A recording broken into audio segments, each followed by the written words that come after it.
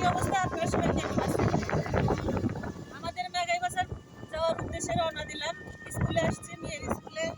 School থেকে বাজারে জুতা কিনলাম। আমাদের সমুদ্রের বাজারে গেছিলাম, একটা জুতাও পছন্দ হয় না। জুতার একটা কাহিনী আছে, সেই কাহিনীটা আপনাদের কাছে বলি।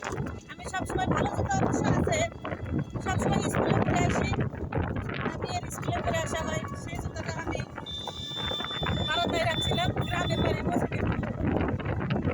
রাত্রে ঘরে উঠাবো, দেখি যে জুতার এক মাস নাই, নিয়ে গেছে।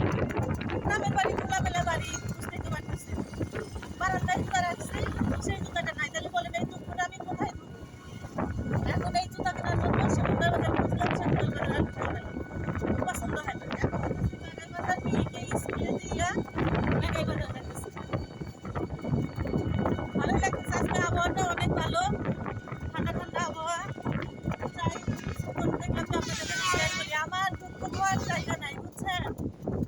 স্কুলে পড়ে আসি সবসময়, অত ভালো জুতা তো পরে আসা হয় না স্কুলে।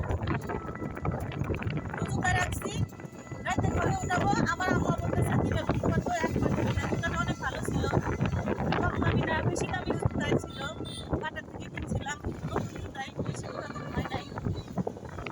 সবসময়ের জন্য ওই জুতাটা ভালো। আরও জুতা আছে, ওগুলা বাইরে পরি, ওগুলো জুতা পরে সবসময় স্কুলে একটা সমস্যা। এই জন্য এখন জুতা কেনার উদ্দেশ্যে যাইতেছি হলো শিক্ষকের বাজার থেকে মেঘাই বাজার যাইতেছি। খুব দ্রুতই যাবো আর আসবো, যদি পাইলাম তো পাইলাম, না পাইলে ঘুরে আসতে হবে।